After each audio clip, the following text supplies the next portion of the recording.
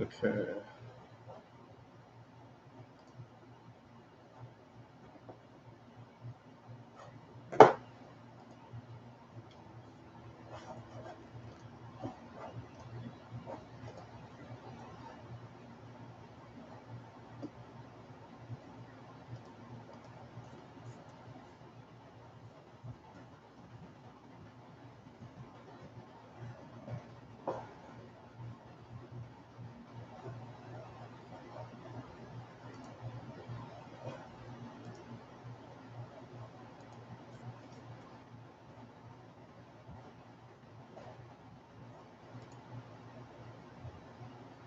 Anybody there?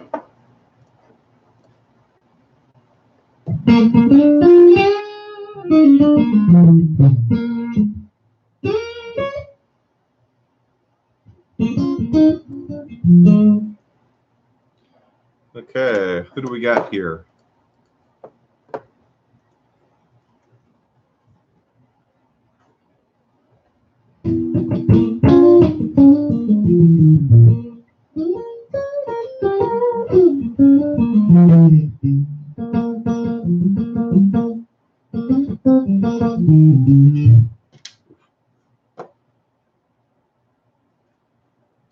Hang on a second.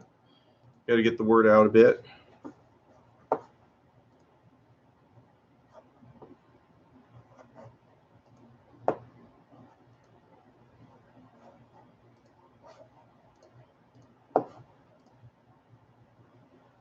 I see 3 people.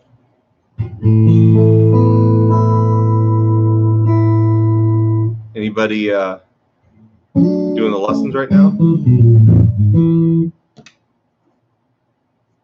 Give me just a second. It's kind of a new deal here, so. I'm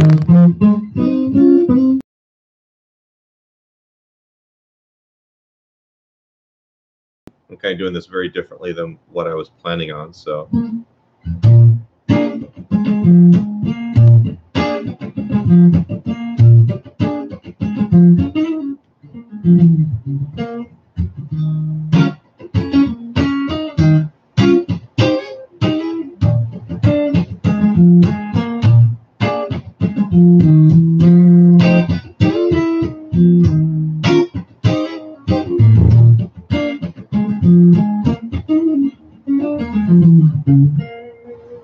So, well, screw it. I guess I'll play and sing a little bit. I'm bored. Let's see.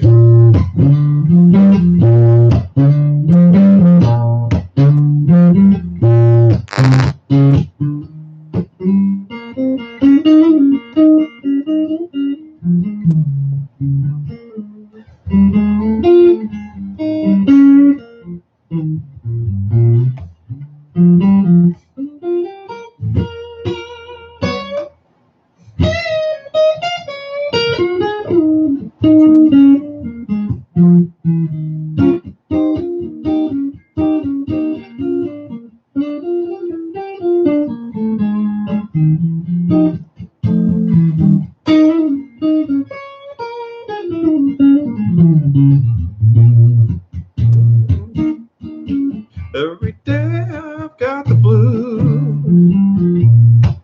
Oh, every day I've got the blues. If you see me worrying, you know you I hate to lose. The quiet version. Now nobody loves me, nobody seems to care. Nobody loves me, nobody seems to care. Worries and trouble, you know I've had my share.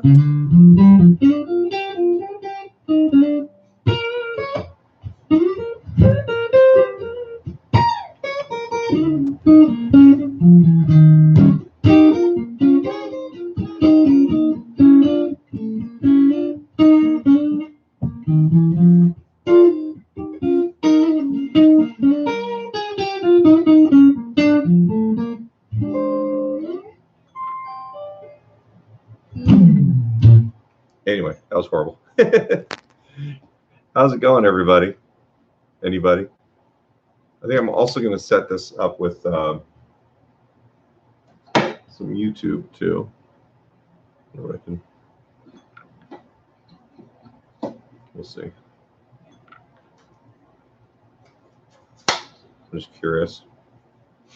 The idea with this is that I need to teach a little bit, but I need a little bit of feedback from you guys if you have questions about stuff from the website.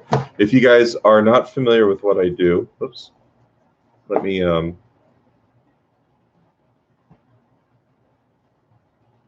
go there.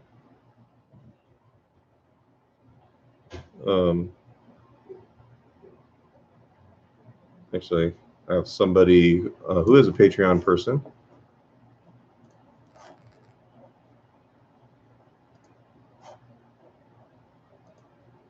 Give me just un momento.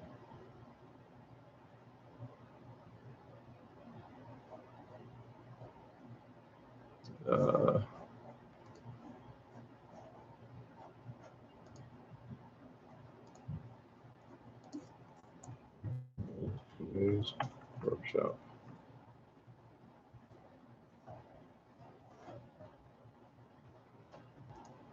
Okay.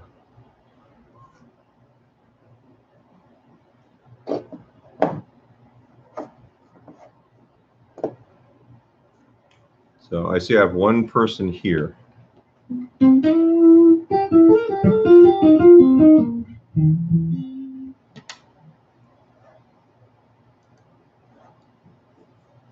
Okay.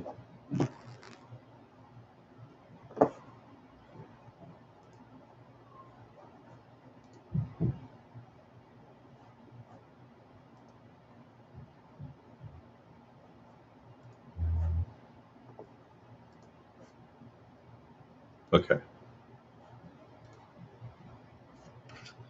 All right. In the meantime, this is horrifically boring.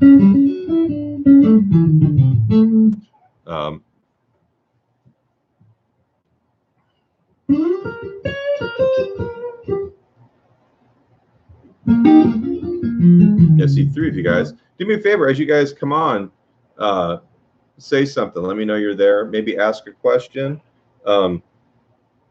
The purpose of this is really to help folks out with stuff that I'm posting in the website, on the blogs and whatnot. Typically, this workshop is going to be private for people that are supporting the website through our Patreon account. But for the month of July, just to get things rolling, I figured I would do this free and public. So, hey, Bruce, how's it going? I got one of you guys. Anyway, but feel free to ask any questions you want through the chat, and I will try and answer them the best. I don't know what the lag is like through this. I was using something different when we ran the test on this, and the lag was horrible. So I'm kind of trying to do it straight through YouTube, and I'm hoping that it actually is serviceable. So, and if you have questions about anything besides the stuff that's on the website, I'm good for that too. It's a free hour to hassle me or whatever. I actually brought this out of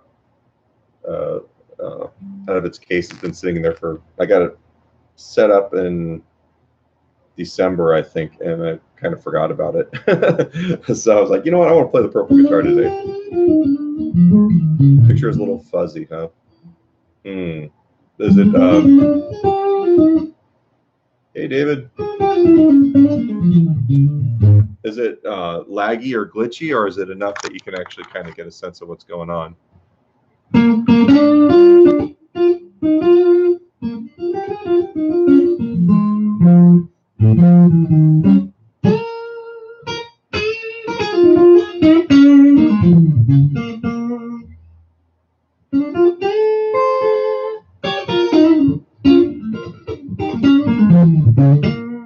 A little laggy, but serviceable. Is there a lag between the video and the audio, or just from when I'm responding to you?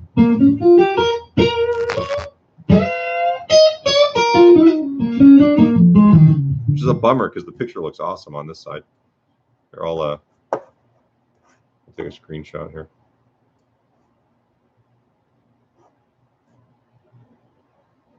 Cool. Voice is a little choppy, huh? What about the guitar playing?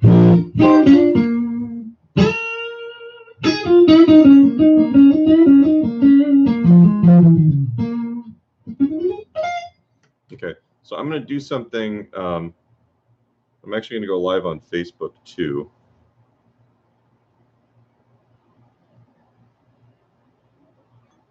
Oh, do you guys have to change how you watch it on your end too?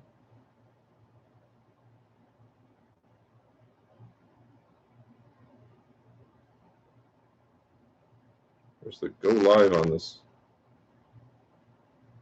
photo video. Do they get rid of my going live thing on here? Check in, sell something. I'm always selling something. Aha, that is good for me to know so I can tell people. Is this a life event?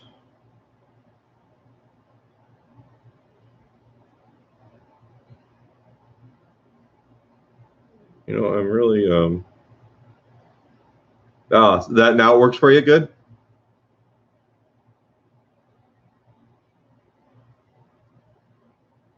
What the hell? Oh, Adult Live, there we go.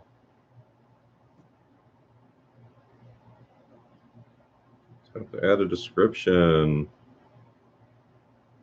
Live workshop tonight. Come ask questions or just give me crap. Okay.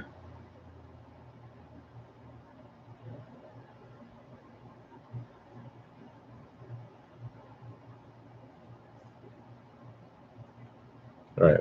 Where should I put this? All right. I'm a little afraid of that guy there. All right. So, have you guys been watching any of the or reading any of the blog stuff? Are you guys following that? Is anybody actually doing the lessons or reading the stuff? Because here is your opportunity to ask questions. The other thing is I've got an air conditioner going in the back here. Is it noisy? Is it obnoxious? Cool.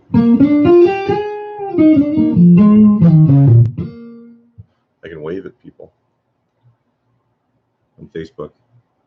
You can't hear it? Okay, that's cool. That makes me feel better. I can answer your question. It's a really noisy AC unit, by the way. It's it looks like R2D2. Let's see. It's behind my amp. Okay. The harmonic minor, the main difference with it is that it's got a raised seventh. So what you have, like if I'm just going to play an A minor scale, it's going to be all natural notes, right? A, B, C, D, E, F, G, and A. Harmonic minor scale, you're just taking, instead of G, you're playing G sharp, right? And what that does for you is it actually gives you a dominant chord that resolves back to the one chord.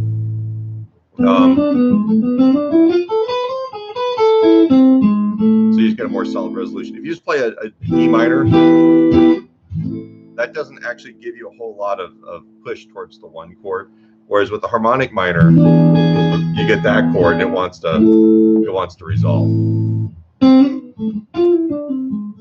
right. There's actually three different kinds of minor chords that are minor scales that we play with. There's natural minor, there's the harmonic minor, and then there's also the melodic minor, where you raise the sixth as well as the seventh. So as they call it, jazz minor. So that's the dealio there. So that's the quick and dirty thing. There's a whole reason why that exists, which I won't get into because you guys aren't freshman college music majors.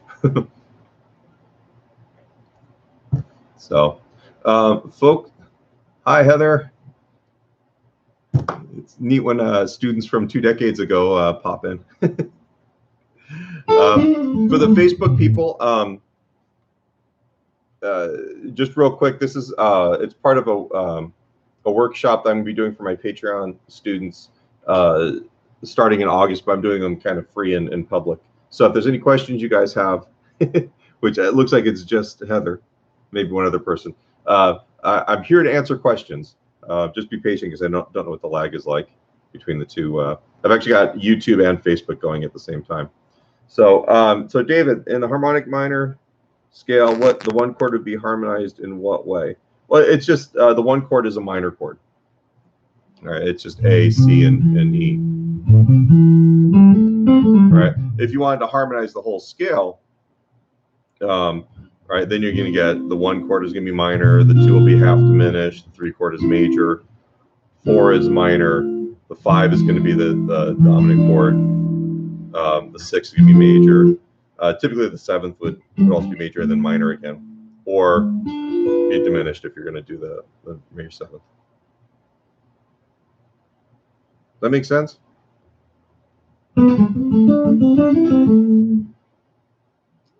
Oh, I've been getting a refresher course over the last 2 years in school. Some of the stuff, I mean, honestly, are you doing that again, David? Nice. Actually, yeah, you're correct, Matthew. I'm not thinking about it. The 3 chord is going to be augmented. If you're doing harmonic minor, if you're doing natural minor, it's the major.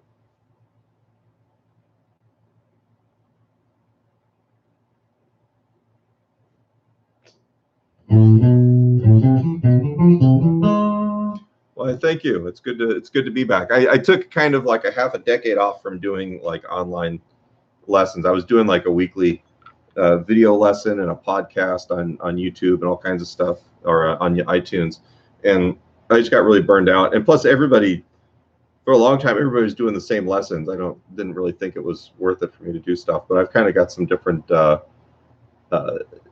stuff I like doing now, and I think I got some new stuff to offer, new ways of approaching this stuff. So I hope people dig it. So.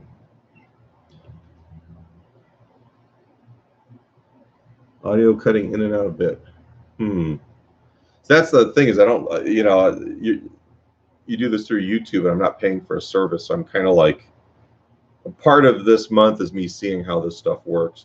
Usually when I've done it on Facebook, the Facebook audio usually works really well. YouTube, for some reason, is almost like there was another service I used to use, and it just gets kind of sketchy.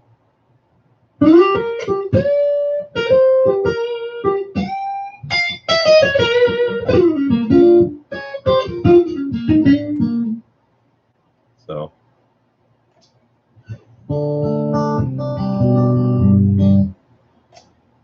getting better swing time playing for jazz. One of well, playing with good rhythm sections. I know that's not really a good answer.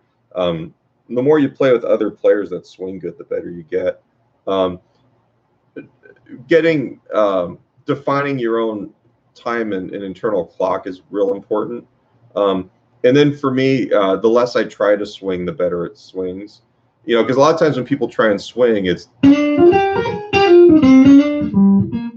right. And it gets really kind of ricky-ticky. So for me,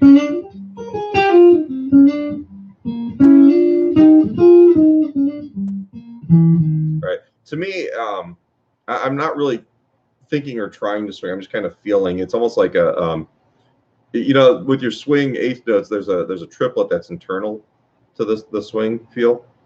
And I'm not going all the way through, but like there's kind of that sensation, The biggest thing is for me is just knowing where the time is. Yeah, and honestly, I'm kind of a newbie jazz player. I may be the last person to ask about this sort of thing, except for the fact that I'm having to really focus on it a lot right now.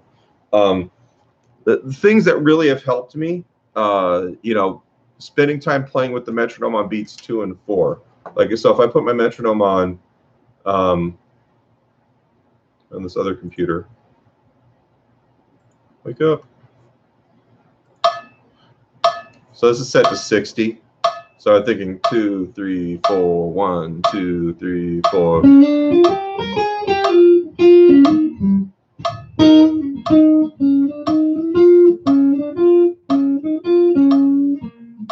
You know, just trying to keep it feeling good.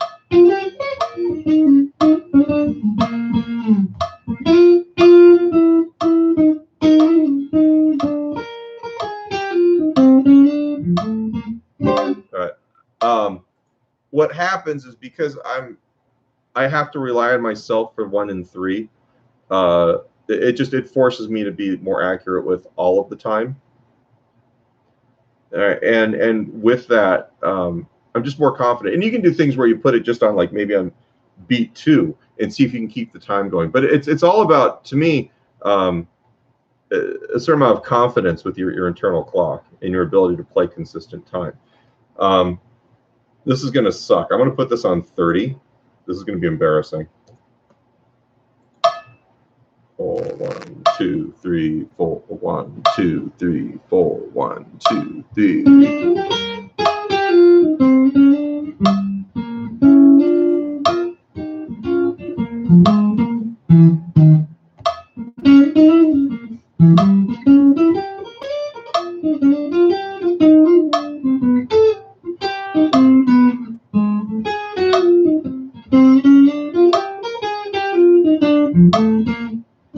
Actually, I was able to do it. That's amazing to me. But that was with basically the metronome just being on 2. And suddenly I'm having to be able to keep all 4 beats going consistently in time and then try and play them with a good feel. So anything you can do like that helps a lot. It really strengthens your internal clock. And then, you know, once you're able to play time, then swinging gets a lot easier. Now the reality is that you can play with the metronome all the time and sound really robotic and not swing at all. And that's the part where you have to play with recordings. That's where you need to go play with other musicians, especially. I don't get very much opportunity outside of school. I don't know if you guys know where I'm at right now, but I've gone back to school to finish my jazz performance degree. And so I get to play in the ensembles there, but all my working gigs are still rock and roll gigs where I'm playing Guns N' Roses tunes really loud. I'm not even really playing any blues stuff right now. So for me, like, my swing feel is, I'm always a little bit insecure about it. All right. But when I play with a good rhythm section, like I did have a jazz gig a couple of weeks ago. I played a wedding up in Beverly Hills with some friends, and actually being able to play jazz with those guys was awesome. And I actually felt pretty comfortable with them. But I still feel like if I was playing with them regularly, or if I was playing with jazz rhythm sections regularly, my swing would be a lot better. It just, and part of it is because even though I'm going to school for it, I'm still kind of a part-time, you know, jazzer. You know, it's just unfortunately, I'm getting paid to play rock music and occasionally blues, and so I'm not getting that much experience on that. Does that make sense?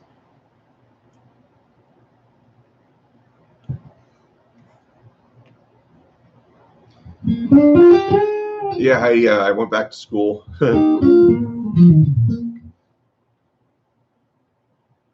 No problem. I mean, that's what we're here for today. Is I'm going to be doing these the next couple Mondays, open to the public, and then I've got a couple people that are actually paying like a Patreon subscription. At a certain point, this will get turned into that. But please take advantage of what I'm doing on Monday nights for the next couple weeks. And you know, I'm here to be abused. And then also, if you guys haven't seen me kind of flooding you full of the blog stuff, part of what this workshop is about, the weekly deal, is to answer questions for people on that. So if you're reading my blogs, this month the focus is on playing time, and the new video lesson was on actually playing some Yngwie, but essentially just working it so that you're doing just straight 16th note subdivisions and getting used to feeling the subdivisions in the quarter note. the next batch of lessons are going to be kind of on blues and rock and roll stuff, and getting you used to basically knowing, no matter what you play, where that time is. So we're going to be looking at like T-Bone Walker and Chuck Berry, Jimi Hendrix, maybe some Ritchie Blackmore. I'm going to try and mix it up stylistically. And a little bit of that is just, it's more about marketing than anything else, but it is kind of fun to have to play some different things, and try and incorporate them into your playing. So so it's funny you brought up the swing thing, because the time is kind of a big concern of mine at the moment, whether it's teaching or just trying to make sure I don't suck on my own. So it's interesting. I've also got the Facebook going here, and I see people coming in and out.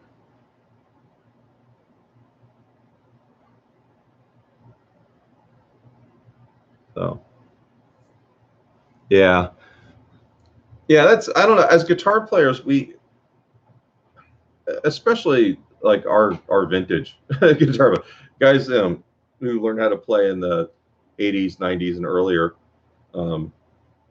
we learned how to play by rote for the most part. You know, when you learn other instruments, everything is about, you know, you learn how to read music. So, you know, you're taught how time works from the very beginning. And you're, you know, when you play other instruments, it's all part of what you do. And on guitar, you know, especially us older guys, which is the bulk of my students, but even younger students today, it's so easy to just grab some tablature and learn how to put your fingers in the right place and play the notes one after the other. So nobody really knows how to play time that well. You know, I mean, some people do, but I can't tell you how many students, and I've actually got a couple students on right now with us, who may have had this experience like Jello Man, where they thought they played time pretty well, and then we kind of got into it and it was like, oh, holy crap, you know, this is, I really don't play time, and I use and abuse them with some of my favorite funk guitar books and some other exercises. And sometimes it's just an awareness of how to play. No, you don't suck, but you did go through the process of like discovering you didn't play time as well as you thought you played time, and then fixing it, which is really what it is all about. So, but I'm trying to find ways of getting people. Yeah, that's always the hardest thing, is the first time you go to a recording studio and you think, oh, this is great, we sound great on gigs, and then they solo up your guitar track next to the drummer, and it's like, oh God, who is playing guitar? This is awful. Oh shit, that's me. Yeah, I've had that experience a lot too. But what I was saying is that, you know, we don't, playing in time really isn't as codified for us, you know, and most of my lessons over the last, I don't know, 20, 25 years of teaching, have really been spent getting people to play rhythm guitar in time, and then getting people to try and solo. And the soloing thing's a little harder, you know. The single note stuff, you kind of have to build your picking technique to the point where it's consistent. You know, when people pick really inconsistently, it's difficult for them to play rhythms consistently. You know, so there's a little bit of grunt work involved in that we have to do. So let's see. So David, I will look at your Recording Fest entry. Actually, I wonder if I can copy and paste. In a second.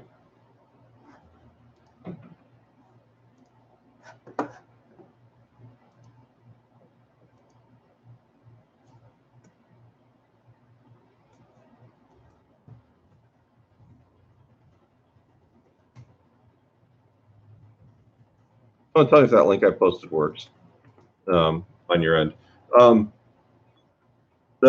You know what? I have to look back, because those were all done for truefire.com, and I probably have the PDF somewhere. I'll probably add them in there. I kind of forgot about it, to be honest with you. Matthew, the best rhythm guitar book. Let me send you a link. I'll actually look at this. I can actually do all this stuff now. There's a Ross Bolton funk guitar book that I've been using for a very long time, and I really wish I had written it. Come on, computer. So here is the link.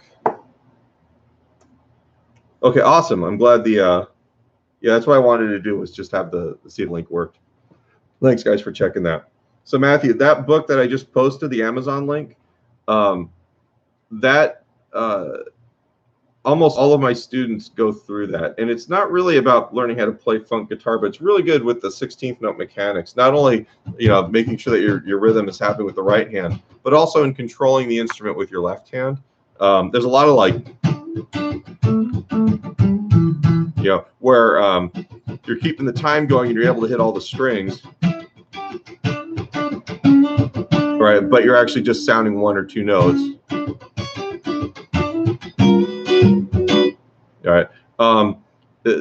I love that book for multiple reasons, but one of the best ones for my students is them having to learn how to control unwanted notes with the fretting hand. You know, all that muting that we do.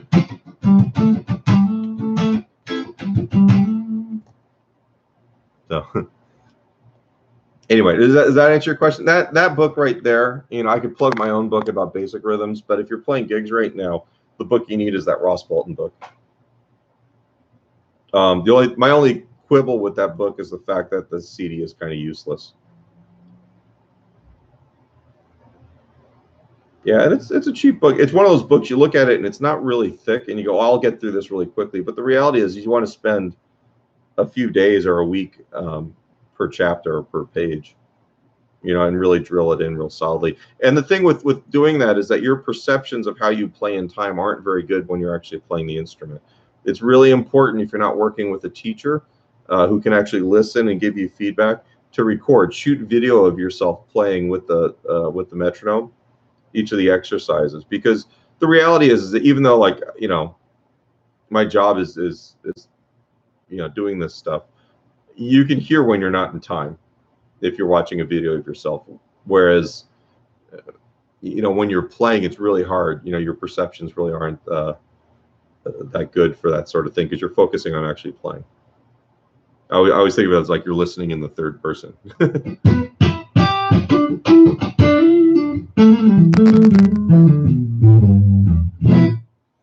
I was actually gonna like trade this guitar in on something else about a week ago, and I realized it's actually not worth anything, even though it's got expensive pickups in it. So I kept it, and I'm like, you know what? I kind of like the guitar. It's not too bad.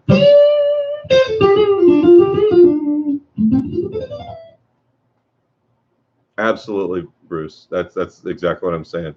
It's sometimes it's hard and painful to listen to,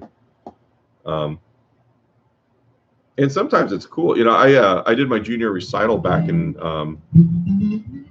April, and I've actually got here. It's right here, actually, on this hard drive. And I didn't listen to it for a couple weeks, and then when I finally listened back to it, I was actually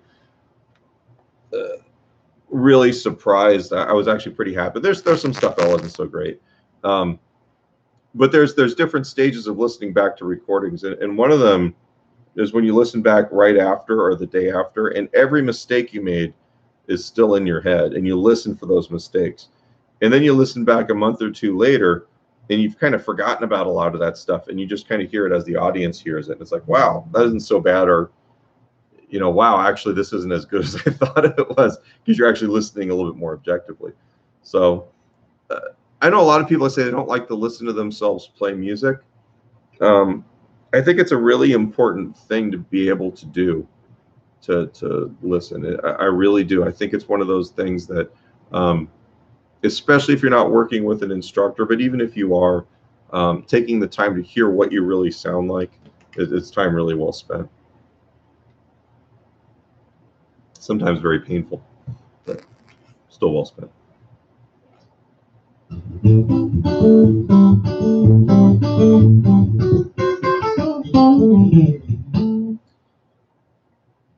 So I've got a tomorrow's Tuesday blog is going to be about where your sound comes from. You know,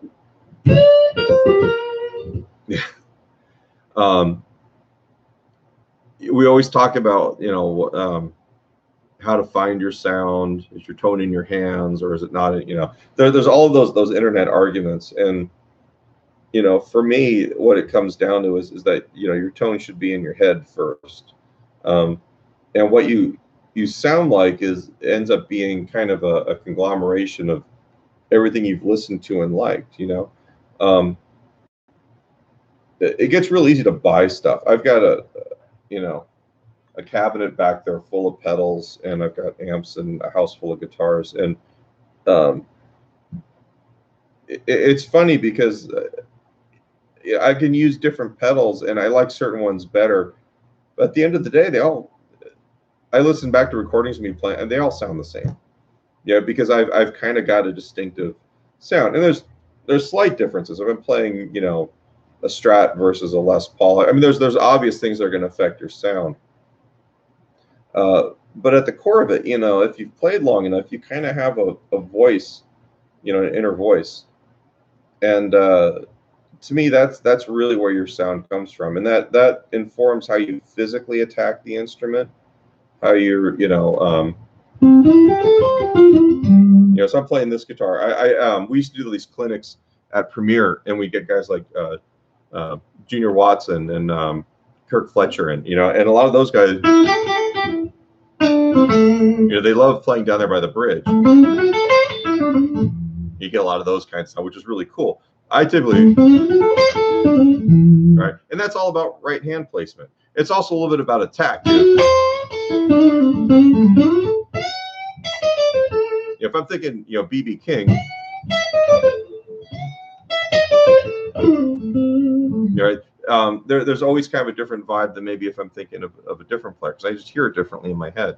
But at the end of the day, I kind of sound like myself, and that's I think the thing that most people don't really. They don't really. Sometimes I think they just don't believe in themselves enough to realize that they've got their voice. It's like singing. I'm not a trained singer, but I sing on every gig, and I've got a pretty low voice, and I play a lot of rock gigs, so I have to sing Journey songs sometimes. I'm not going to do that for you guys, but the reality is that I've got my voice, which is never going to sound like a cool rock and roll voice. It's just not. But it sounds like me, and it is the voice I have.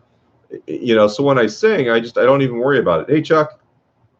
I just do my thing, and I kind of realize that guitar's kind of the same way.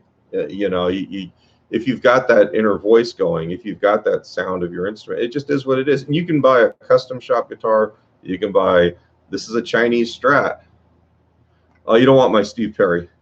But at the end of the day, I'm still going to sound like me. I physically play the instrument the same way. I'm going to set the pickups and the controls on the instrument the same way. My brain just works a certain way, and it's different than that. I love. There was a story about Ted Nugent would tell. I'm not really a Ted Nugent fan, but this story kind of cuts to the idea that Ted Nugent said that he was on tour with Van Halen, in the early days, and Van Halen had this guitar tone. Nobody had a sound like that, and Ted Nugent sounds like Ted Nugent. So he got the opportunity to play Eddie's rig at a sound check, thinking, this is gonna be awesome, and basically said that still sounded like the same crappy way I sound like when I play through my amps. We all have the things that we're specific about, that we like, that help us be better players, that get us closer. But the core of our sound is comes out of your head. You know what I mean? So. Anyway, but I spend about 1,200 words tomorrow doing that. Head and hands, yeah, but the hands are informed by the head. You know what I mean? It's like there's a great yeah. What was I going to say?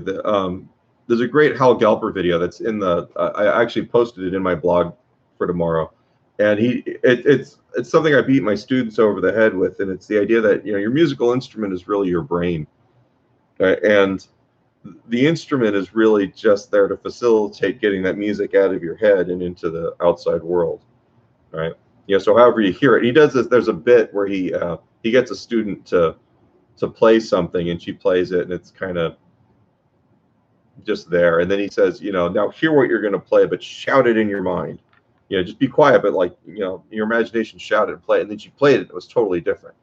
The video is full of stuff like that, where he talks about basically how important it is for you to hear music and get good at hearing music in your brain, and then learning how to kind of build a strong connection between your brain and your hands.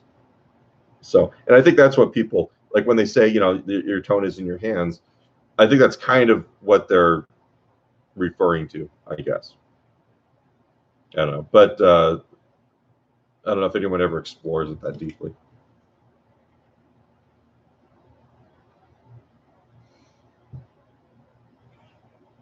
Yeah, I'll look for Barney Kessel too. There's a couple of Barney Kessel instructional things out there, like really old ones that I wasn't exactly in love with. But actually, if you can share the link, that would be really cool. See if it'll let you put the link in the chat box here.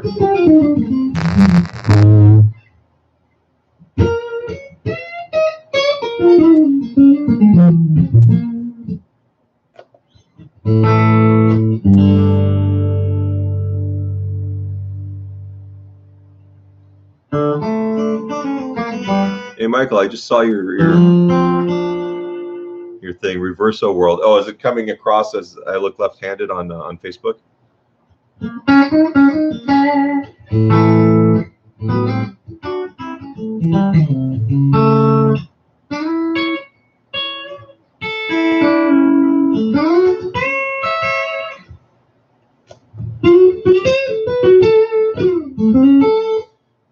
There's got to be someone on Facebook. There's a thing where you can bring them on camera. Anybody want to come on camera? I'm curious what this does. That's just Facebook. It's not the YouTube one.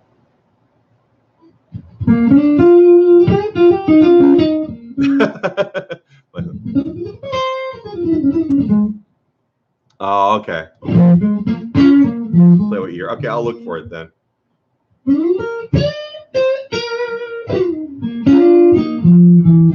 Yeah, it may not let other people put links in because they're afraid of spamming and stuff.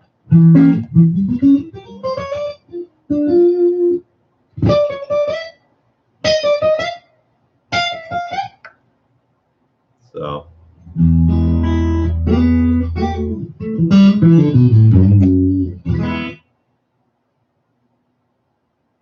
it's my $300 guitar with $300 pickups in it. Which they're Kinman noiseless. If I put this is the crunch channel in the end. That's fairly quiet. But I can't really use single coils in any of the venues around here. It's really noisy. I play a Telecaster a lot, and a couple of the venues it's pretty good. But I ran into it. Somebody broke the outlet on my side of the stage at the Blue Beat. I got about 2 songs into it with the Telecaster, and it was just too noisy. I ended up having to play a different guitar.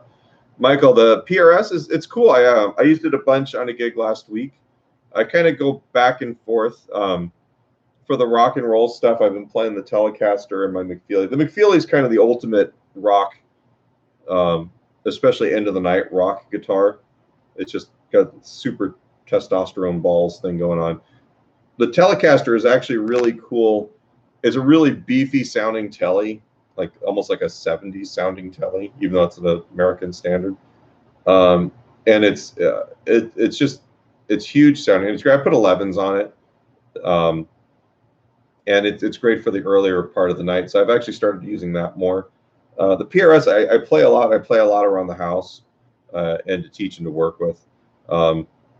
It's kind of in between the other 2 guitars. It was good for I played this like smooth jazz thing last week up in Beverly Hills, and it was great for that. So it's a good guitar. It's just I've got certain guitars that are just really good for the rock thing that I do. This guitar is actually not too bad, but it's not. The Telly and the one McFeely are really they're really unbeatable. It's really bizarre how much better they are at doing the rock gig than any other guitar.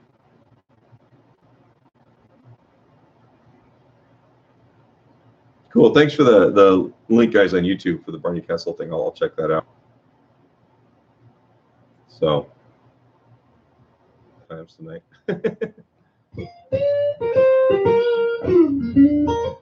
This is also a good time if you guys have requests for lessons. I'm all about checking that out. And if it's something I think I could do a good job on, I'll definitely schedule it. Some things I'm not as good at as others. I mean, obviously, but if I can have a little bit of direction for lessons that you guys would really be into, I'd prefer to do that than to just kind of stick stuff out there and hope people like it. So you just lost the live feed.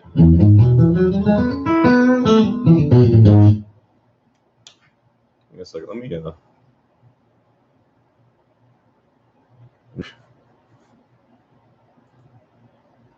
me just check something real quick on the other.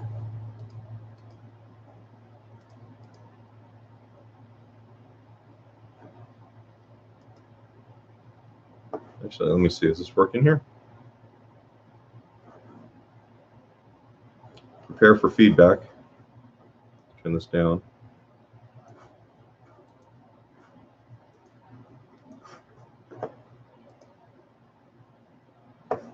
All right. Whatever, it seems to be working. Okay. Just a little bit of buffering. Yeah, unfortunately, I'm in my studio's out in the garage, and I'm using the wireless, which is usually pretty good. I do all my Skype lessons out here, and I don't really have too much trouble. But my whole family's home, and I asked my kids not to stream YouTube constantly for the next hour. We'll see.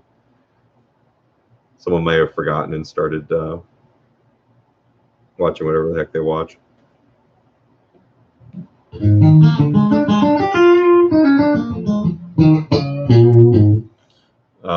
Are you guys, if I was to take a direction,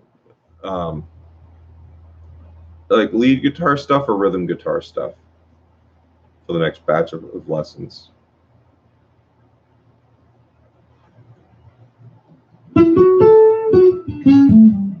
I'm also probably going to end up spending some time redoing some rhythm, redoing some of the old ones. Johnny Main. Hey, Johnny. Here.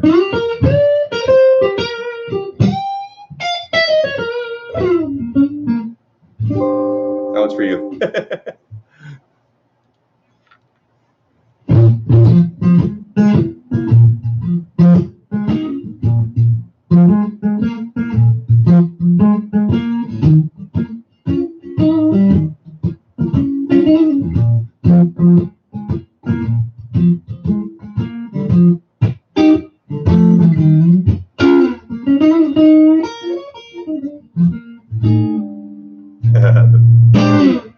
Cool.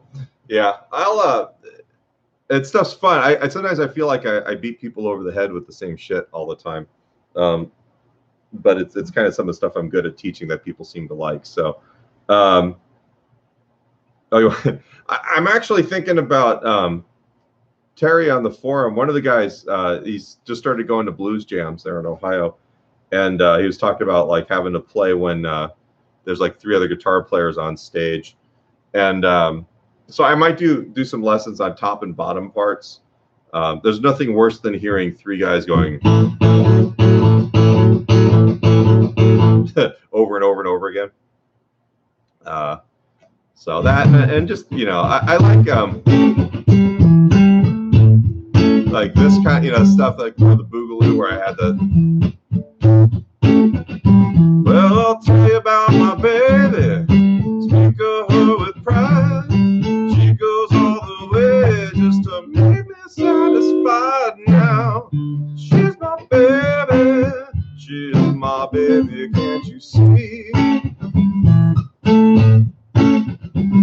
Now you can't call her sugar. Sugar never was so sweet. It's the quiet version. So I love feels like that. The last album I did, I made a point of staying away from the Elmore, not because I don't like to do it, but because everyone else does it better than me. So I try to do funkier feels and things like that. But if that's stuff you guys would be into, then I can definitely work up a bunch of rhythm lessons. It'd be easy for me too.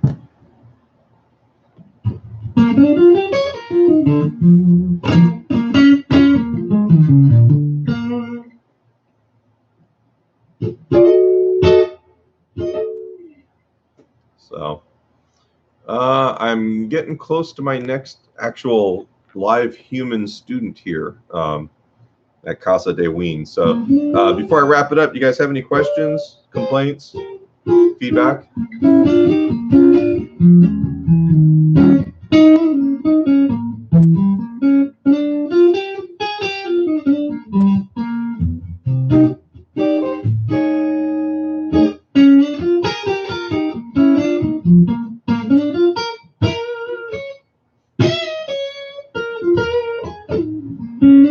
That'd be it.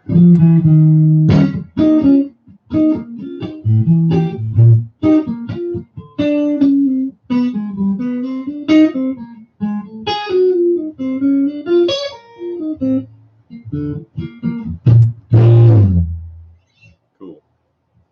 Yeah, you know what I'm not as hip to as the Albert Collins stuff. I was listening to some the other day, and I realized that's kind of a big hole in my playing. Yeah, the thing with bends that drives me nuts is that I love teaching All Along the Watchtower, and partially because there's a lot of like step and a half and the whole step bends where there's a lot of phrasing. Thanks, Johnny. I love doing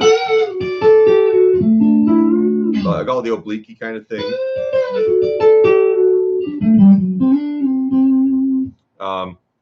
Yeah, so I could do stuff on that too. That's stuff I really love doing. So, all right, guys. Next time, sing The Journey. No, that's not going to happen. Not here. People have to be really drunk before I pull out The Journey. And the best part about when we play Journey is that the whole crowd sings so loud that you don't hear me screech through it anyway. So.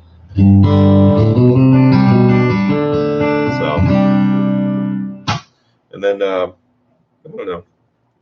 I'm going to have to start playing this guitar. It's a little plasticky sounding, but it's not too bad. So, all right, gentlemen, if that's it, I gotta pack it up.